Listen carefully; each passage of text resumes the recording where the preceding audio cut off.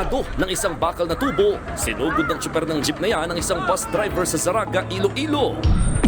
Napatras ang bus, pero tuloy pa rin sa pagsugod ang galit na jeepney driver.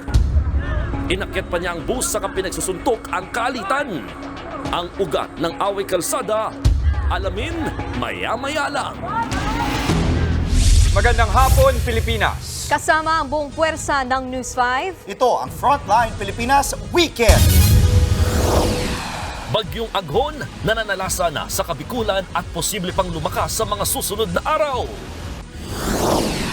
Lolo at 6 na taong gulang niyang apo patay sa sunog sa Santa Ana, Maynila.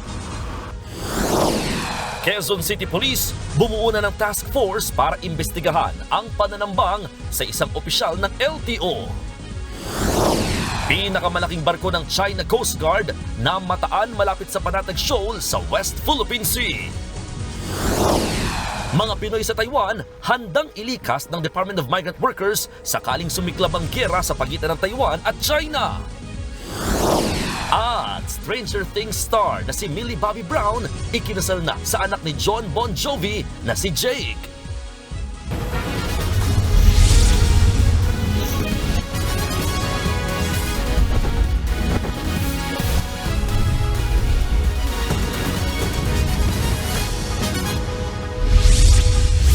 Ramdam na ang malakas na hangin at pag-ulan sa Bicol Region dahil sa bagyong Aghon.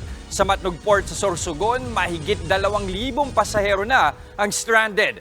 Live mula sa Matnog Port, nasa frontline ng balitang yan si Riniel Pawid. Riniel, kumusta ang mga kapatid nating stranded dyan?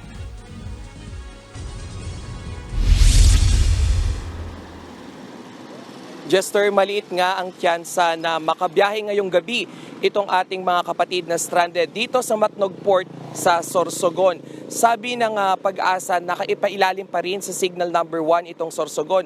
Ayan din yung weather bulletin na pinagbabasihan ng Coast Guard kung bibigyan nga nila ng permit na makapaglayag yung mga barko dito sa Matnog Port. Dito na sa Matnog Port sa Sorsogon nakiligo ang stranded na pasaherong si Nelfa. Galing pa siya ng Cainta Rizal at magbabarko sana pa uwi sa Surigao del Sur kaninang umaga. Pero dahil sa bagyong Aghon, kanselado ang biyahe niya. Problema kasi kulang sa pang kain ang pira lang, limit lang. Stranded din si Jen na galing Maynila. Excited pa naman siya lalo't 14 na taon na mula nang makauwi siya sa Maasin, Leyte. Fiesta, at the same time po, graduation din ng anak ko. Pero sa 29 pa naman, kaya kahit stranded, yun nga, sana nakarating ng maaga. Pero wala, hindi naman natin control yung panahon. Ilan lang sila sa higit 2,000 pasaherong matyagang naghihintay sa pag-asang makaalis ngayong gabi. Simula kasi kaninang tanghali, hindi na bumuhos ang ulan sa Matnog. Pero ayon sa PNP Passengers Assistance Desk, maganda man ang panahon, malabo pa rin ituloy ang biyahe ngayong araw. Wala pa kasing ibinababang permit to travel ang Coast Guard.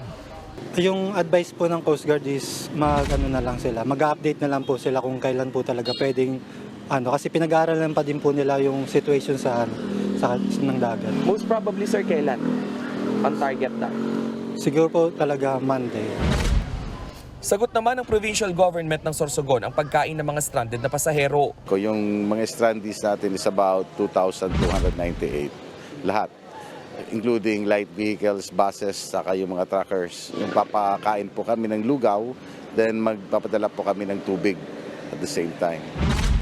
Samantala, ramdam na rin ang bagyong Aghon sa Legazpi City, Albay. Sa lakas ng hangin at ulan, nabuwal ang punong ito at nabagsakan ng isang dumaraang tricycle sa barangay Humapon. Sugatan ng driver ng tricycle at 3 pasahero.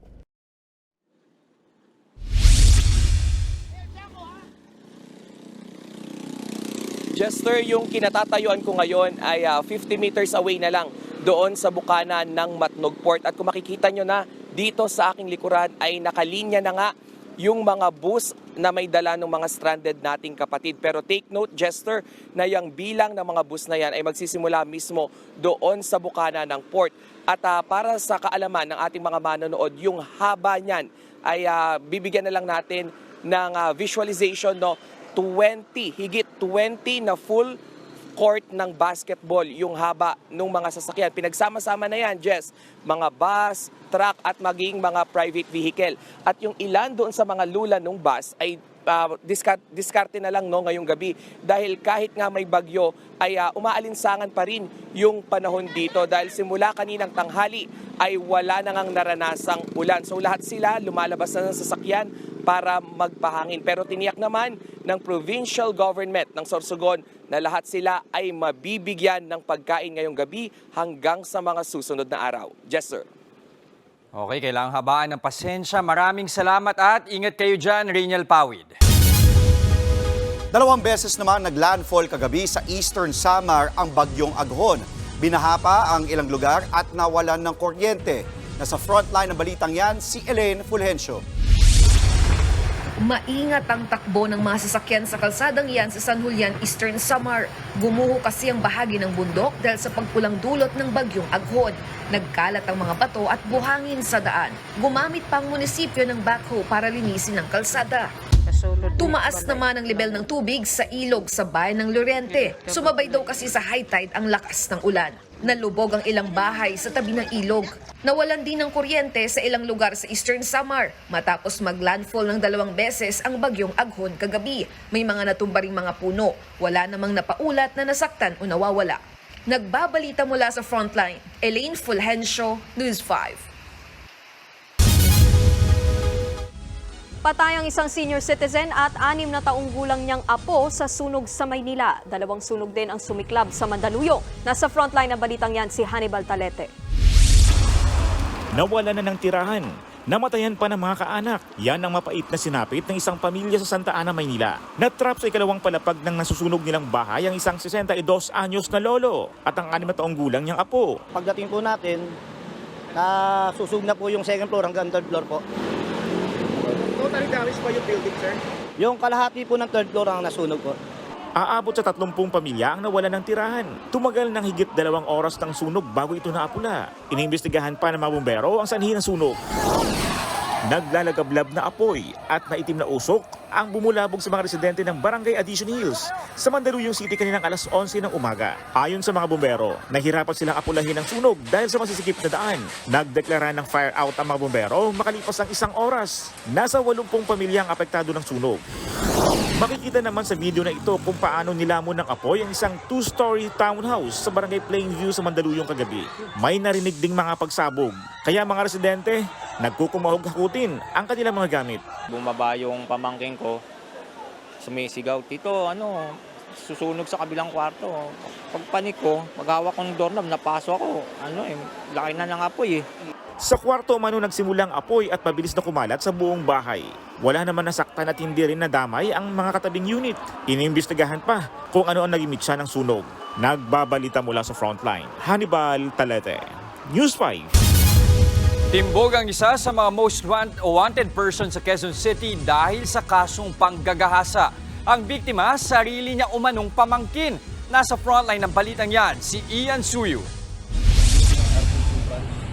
Arestado ang lalaking ito sa harap ng kumpanyang kanyang pinagtatrabahuhan sa Parañaque City noong Martes. Ang 49 na taong gulang na suspect na si alias Cesar, hinuli dahil sa kasong panggagahasa sa sarili niyang pamangkin. Nangyari umano ang panghahalay sa nooy 22 taong gulang na biktima sa bahay ng suspect sa Quezon City noong 2019. Sabi ng biktima ay may nangyaring panghahalay sa kanya at agad-agad siya na pumunta sa sa police station at inireklamo ng panggagahasa itong kanyang uncle. Pareho silang nakainom nitong kanyang pamangkin nung mangyari itong panghahalay. Ayon sa mga pulis, nagtago ang suspect matapos ang insidente hanggang sa napag-alamang namasukan ito bilang company driver sa Parañaque. Itinuturing siyang top 3 most wanted person ng Laloma Police. Panay ang travel niya sa iba't ibang probinsya. Kaya nahirapan ang ating mga otoridad na hagilapin siya. Wala naman daw maalala si alias Cesar sa umano'y ginawa niyang panghahalay dahil sa sobrang kalasingan. Itinanggi niya ring nagtago siya sa mga otoridad. Lasing kami. Paggising ko sa kwarto ko, gising ko nandun siya, sir. Hindi ko alam na lasing ako, sir. Pero alam mo ba na may reklamo laban sa'yo? Hindi ko alam, sir. Hindi ko alam na may kaso pala ako. Kasalukuyang nasa kustodiya ng QCPD Station 1 ang suspect na nahaharap sa kasong rape.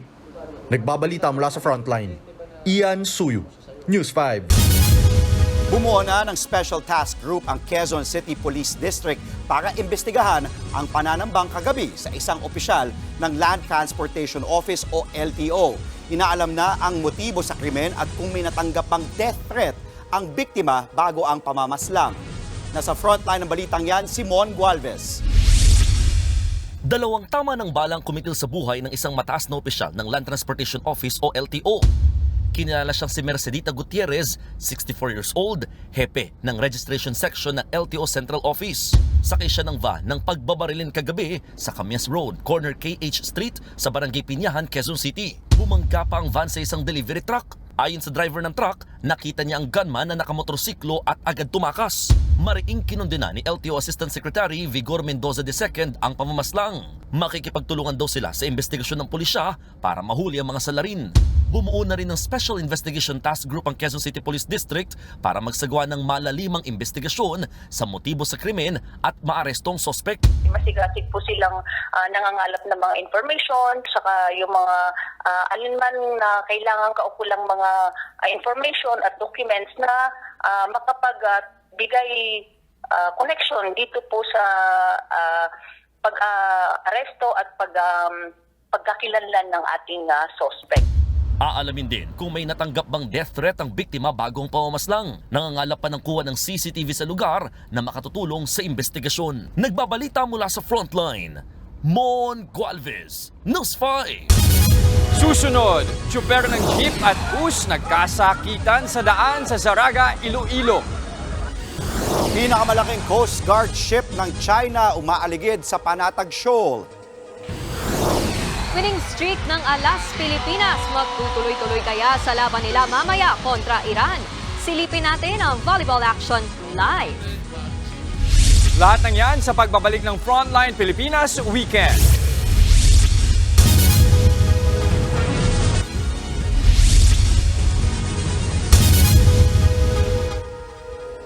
Sugatan ang isang bus driver matapos pagsusuntukin ng isang tsuper ng jeep sa Zaraga, Iloilo. Ang ugat ng kanilang iringan, pag-o-overtake. Yan at iba pa sa report ni John Aroa.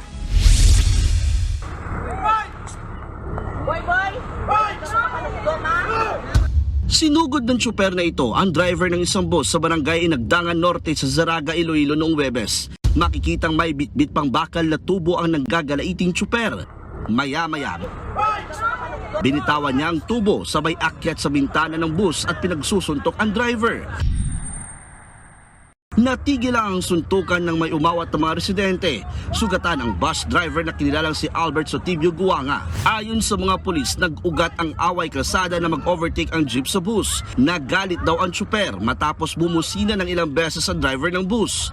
Sa huli, nagkaarigluan na lang ang magkabilang panig. Makikita naman sa video na ito ang isang sasakyan na dumadaan sa Cannon Road sa Benguet. Ilang saglit lang,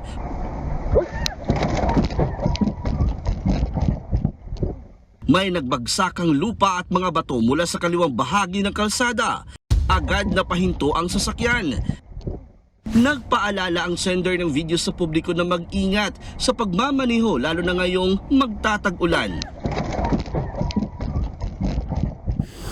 Sa Cabatuan, Isabela, patay ang isang babaeng nagbibisikleta matapos mabangga ng kotse kahapon. Nagkasira-sira ang bisikleta at nagkalat sa kalsada ang mga panindang kakanin ng biktima. Ayon sa mga pulis, biglang tumawid mula sa kaliwang bahagi ng kalsada ang tinderang si Mila Batad, sakay ng kanyang bike. Hindi raw ito napansin ng driver ng kotse na si Crisanto James Gante.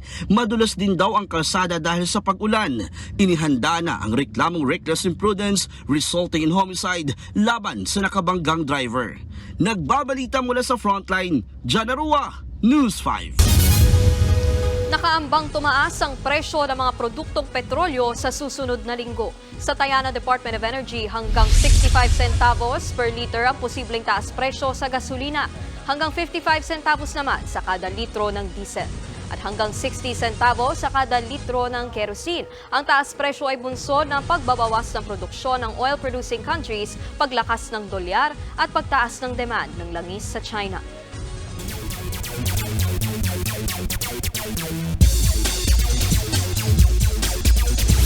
Nanaig ang Luka Magic sa ikalawang panalo ng Dallas Mavericks kontra Minnesota Timberwolves sa Western Conference Finals. Dikit ang laban hanggang dulo pero umariba ang mga stars ng Mavs na sina Luka Doncic na nakapagtala ng 32 points, Kyrie Irving na umiscore ng 20 points. Sa mga huling segundo ng laban, lamang pa ng dalawang Minnesota nang sayawan ni Luka ang Defensive Player of the Year na si Rudy Gobert at bumukol ng 3 para score 109-108. Hindi sumapat ang 21 points ni Wolves guard Anthony Edwards at 23 points ni Naz Reid. 2-0 na ang serye pabor sa Mavs. Abangan sa Game 3 sa Lunes kung makakabawi ba ang Timberwolves sa home court ng Dallas.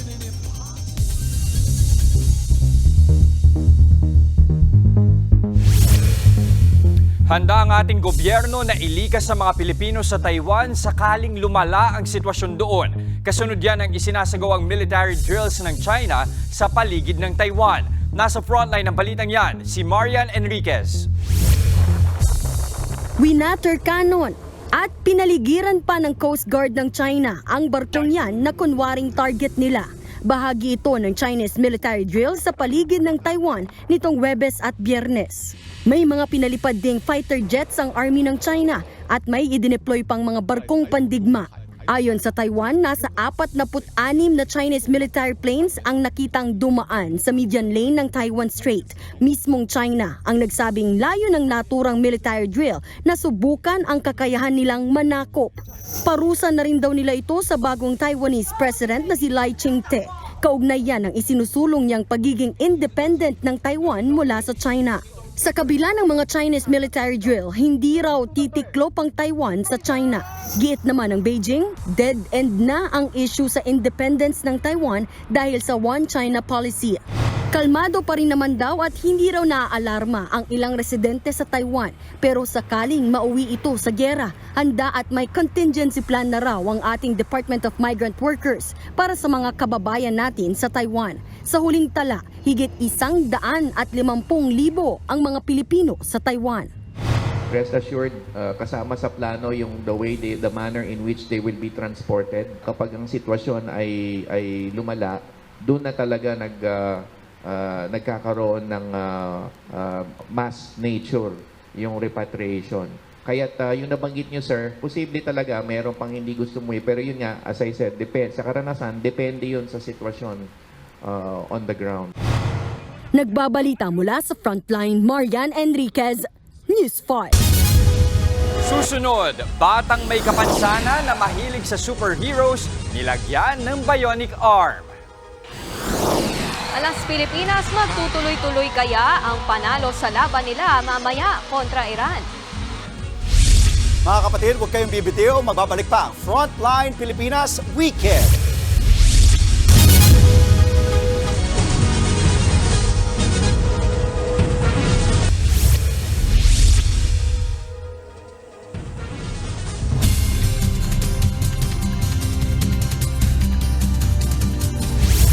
Alamin na natin ang latest sa Bagyong Aghon. Live mula sa Pag-asa Weather Center sa Quezon City. Nasa frontline ng balitang yan si Elaine Fulgencio. Elaine, lumakas pa ba o humina na ang bagyo at nasaan na ito ngayon? Jess, bahagyang humina ang Tropical Depression Aghon na huling namataan sa Sibuyan Island. Ayon sa Pag-asa, 6 na beses naglandfall ang Bagyong Aghon na dahilan kung bakit ito humina.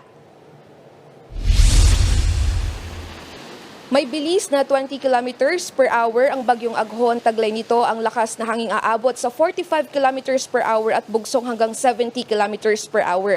Kumikilos ito pakanluran, hilagang kanluran at inaasahang tumawid ng Calabarzon, Mimaropa, Central Luzon at Cagayan Valley. Sa ngayon, nakataas pa rin ang Tropical Cyclone Wind Signal number 1 sa Quirino, Nueva Vizcaya, Bulacan, Nueva Ecija, Pampanga, Aurora, Metro Manila, Cavite, Laguna, Rizal, Batangas, Quezon, Marinduque, Oriental Mindoro, Occidental Mindoro, Romblon, Camarines Norte, Camarines Sur, Catanduanes, Albay, Sorsogon at Masbate. At para sa ibang update, makakasama natin ang weather specialist ng Pag-asa na si Miss Veronica Torres. Ma'am, magandang hapon po.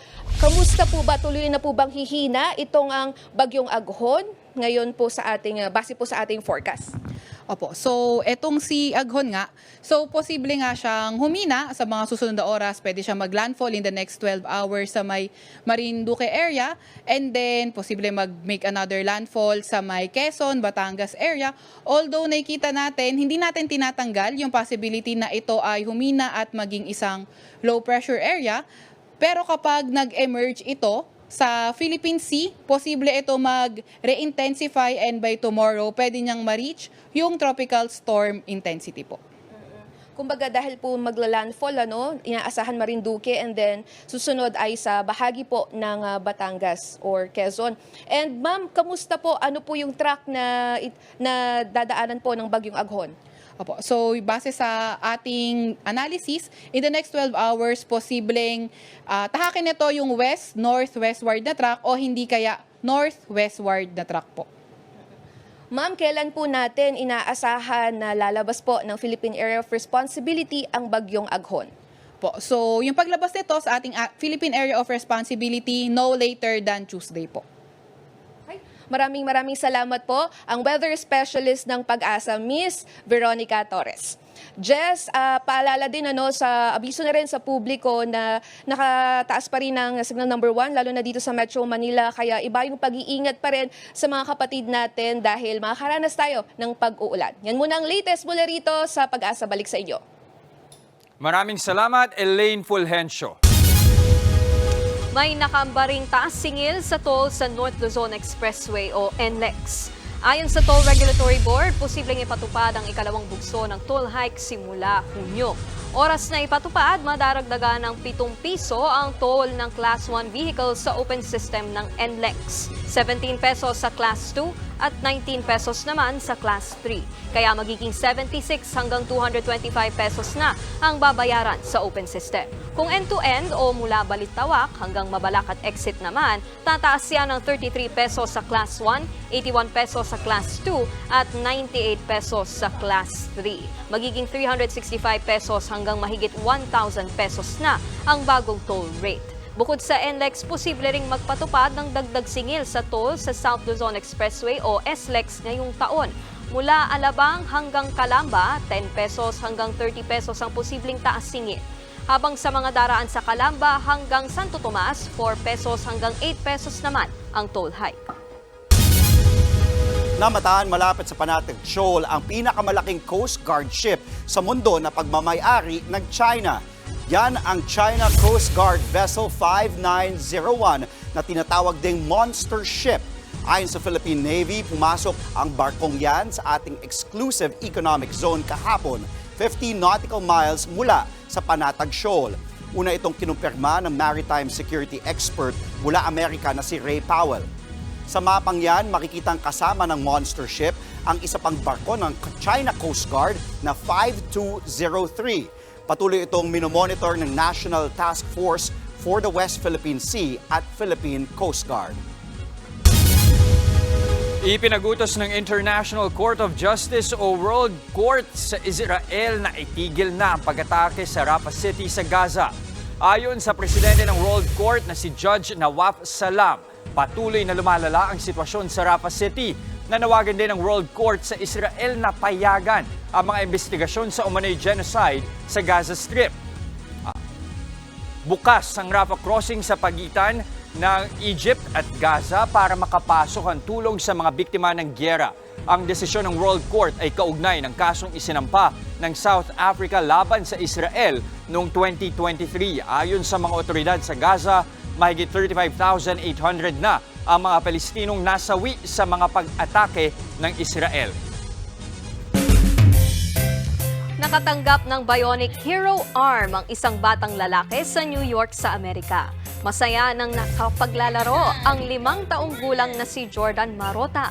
Ang kanyang customized hero arm may kakayahang gumalaw at humawak ng mga gamit dahil ito sa mga sensor na kayang mag-detect ng paggalaw ng muscle sa kanyang braso. Gawa ito sa United Kingdom. Si Jordan na isang superhero fan ang pinakabatang nabigyan ng bionic hero arm sa mundo.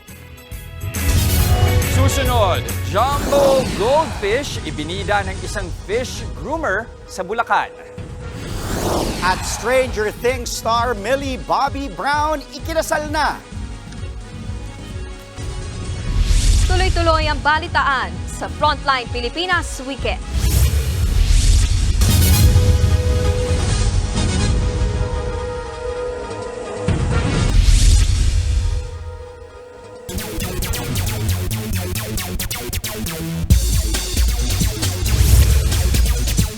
Punta tayo sa Asian Women's Volleyball Challenge Cup. Nakatakdang magharap ang Alas Pilipinas at Team Iran ngayong gabi.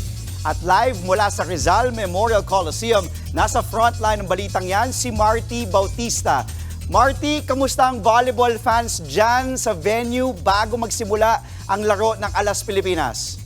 Okay, jam-packed na ulit ang Rizal Memorial Coliseum para sa Game 3 ng Alas Pilipinas kontra Iran. Susubukan ay pagpatuloy ng Alas ang kanilang game-winning streak dito sa ABC Challenge Cup. Let's talk, let's keep the ball in play. Go Pilipinas, Go Alas! Yan ang sigaw ng Pinoy volleyball fans sa Rizal Memorial Coliseum kagabi sa laban kontra India. Nasungkit ng ating women's team ang kanilang pangalawang panalo sa ABC Challenge Cup. Sa kabila ng slow start, madaling nabawi ng Alas Pilipinas ang kanilang momentum sa set 2. Shilpa Ravendranar Sindhu. Mula gilid, Canino, and she contributes again. Can't take anything away from India. They're hanggang playing gitna. well, but Kagate says, let's keep fighting. Hindi na hinayaan pang makapwesto ng Pilipinas ang Team India. Pagdating ng set 3, mas lalo pang ginanahan ang Alas. Sa set 4, matinding depensa pa rin ang ipinamalas ng team effort ng Alas. Kahit anong palo ng India, may sagot ang floor general ng Pilipinas. Oh, return. Oh! Oh! And listen to this crowd roar! Philippines at match point! Oh! And the Philippines! Sa huli, ang game-ending hit ni Ea Laure ang nag-solidify ng 2-0 record para sa Alas. Ang final score, 22-25, 25-21, 25-17 at 25-18. Pinataob din ng Alas Pilipinas ang Australia sa una nilang laro noong Huwebes. Ayon sa setter na si Gia Morado de Guzman, ipagpapatuloy nila ang kanilang teamwork hanggang sa mga susunod nilang laro. They bring a different kind of power, different kind of fire and energy inside the court na sobrang kaming seniors din nadadala talaga. And it's really a good mix of fire, energy, and composure inside the game. Especially, we're really working on our end games right now.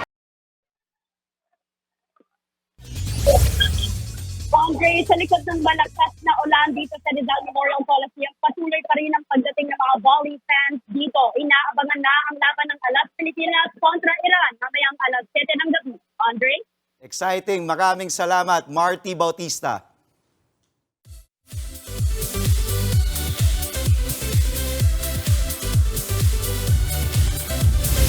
Napaulat na nagpakasal na si Stranger Things star Millie Bobby Brown sa anak ni Bon Jovi na si Jake Bon Jovi.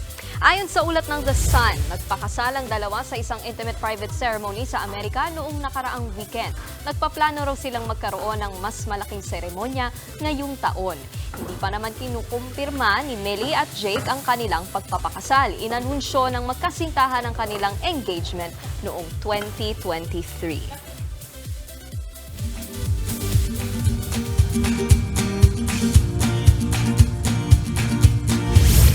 Okay, alam ko naman, si Andre may aso, ikaw may pusa. Pero maiba tayo, kung hindi aso o pusa, anong aalagaan ninyong pet? Gandang tanong yan. Ako, maraming reptiles. Reptiles? Which I have sa ngayon. Naalala ko. Takot ako sa reptiles, sa'yo ko reptiles. Siguro, no? Rabbit. Rabbit. Isda. May mga fur. Siguro baka pagong. Pwede. Oo, ayan. Tinatanong ko yan kasi merong isang fitness coach sa Bulacan na ito, mga goldfish ang nakahiligang i-groom. Silipin nga natin sa report ni Monty Lopez. Time out muna sa mga fur parents. Say hello sa mga fish keeper dyan. Fish check muna tayo. Pakiflex nyo nga ang jumbo goldfish ninyo. Meet Mako, ang fitness coach / goldfish groomer ng Marilao, Bulacan. Habi niya ang mag-fish keep ng goldfish. Cute gumalaw. Pag lumangoy talaga siya, parang siyang kumikembot. So, nakakatuwa rin lalo na pag napapataba nyo palalo ay napapalaki sa inyo. At kung hanap mo ay jumbo goldfish, marami si Coach Mako niyan. Hindi lang isa, hindi lang dalawa, kundi 10 pa. Sipatin nyo nga, baka bigla kayong kindatan. Kwento ni Coach Mako, ang pagpapalaki ng goldfish parang pagpapaganda ng katawan ng tao. May programa sa proper workout at tamang pagkain. Yung jumbo goldfish po, maraming pagdadaanan ng goldfish para lumaki ng ganun eh. Hindi rin po yun basta basta pakain ka lang magiging sobrang laki na yung isda. Marami pong kailangan i-consider tulad ng water quality, laki ng tank, yung filtration, yung tamang pagkain, tamang paglinis ng aquarium o yung tubig po nila. Matrabaho rin ha? Ayan, isa to sa mga jumbo goldfish na inalagaan ni Mako. Kita niyo naman, napakalaki. Combination siya ng orange and white na color. O kaya minsan red or white. At itong, nakikita ko, itong sa tabi ko ay may edad na 1 year na siya. Ang laki niya. At dahil jumbo goldfish, sukatin natin. Ito na, ayan na. Oh, kasing laki ng palad ko. Ang cute. Naramdaman ko siya. Laki, di ba? Ayan. At kung makikita niyo rin yung sa kanyang ulo, yung tinatawag na wen growth o parang mga bula-bula na nag-form sa kanyang mukha. Kaya mas lalo siyang cute. Okay? Okay ba tayo? Okay ka? Oh, mukhang gutom pa siya. Pero teka, bakit nga ba mga isda ang napiling pet niya? Dahil gamay na raw ni Coach Mako ang magpalaki ng isda, first time niyang sumali ngayon sa contest sa goldfish grooming. Pagandahan at palakihan ng goldfish in 90 days.